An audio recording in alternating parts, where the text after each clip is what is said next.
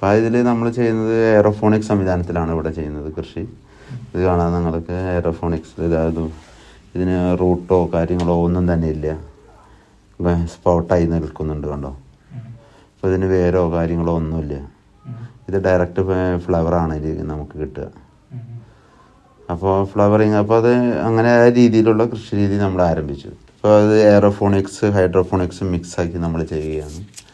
അത് മറ്റൊരു വേറൊരു രീതിയിലുള്ളതാണ്, സോയിൽ മിക്സ്ചറാണ്. ഇത് നമ്മൾ കാശ്മീരിലെ ഇതിന് സമാനമായ രീതിയിലുള്ള മണ്ണ് ഇവിടെ നമ്മൾ ഉണ്ടാക്കിയെടുത്താണ്. ഇവിടുത്തെ മണ്ണിന് തന്നെ, ഇവിടുത്തെ മണ്ണിലും വിളയിക്കാം എന്നുള്ളതിൻ്റെ, എങ്ങനെ വിളയിക്കാം എന്നുള്ളതിൻ്റെ പരീക്ഷണത്തിൻ്റെ ഭാഗമായിട്ട് നമ്മൾ മണ്ണിന് പലവിധ ടെസ്റ്റുകളും കാര്യങ്ങളും എല്ലാം നടത്തി കാശ്മീരിന് സമാനമായ കാശ്മീരിലെ മണ്ണിന്, അതായത് ഇത് കാശ്മീരിലെ മണ്ണെന്ന് പറയുമ്പോൾ ഇത് പാമ്പോർ എന്ന് പറയുന്ന സ്ഥലത്താണത് വ്യാപകമായി കൃഷിയുള്ളത്. അവിടുത്തെ സഫ്രോണിനാണ് മൂല്യമുള്ളത്.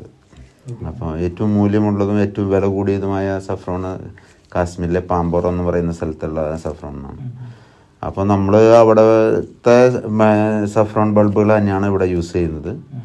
അപ്പോൾ അവിടുത്തെ അതേ ടെക്സ്ചർ നമ്മളിവിടെ ഉണ്ടാക്കി അതിനനുസരിച്ചുള്ള മൂലങ്ങളൊക്കെ കൊടുത്താണ് ഇത് ഇവിടെ ചെയ്യുന്നത്. പക്ഷെ നമ്മൾ ഫ്ലവറിങ് സീസണിൽ മണ്ണോ കാര്യങ്ങളോ ഒന്നുമില്ല, നമ്മളിതുപോലെ ട്രേകളിൽ വെക്കുകയാണ്. ഇത് നോക്കുമ്പോൾ ഇതിലൊന്നിലും തന്നെ മണ്ണോ വേരോ ഒന്നും തന്നെ ഇല്ല.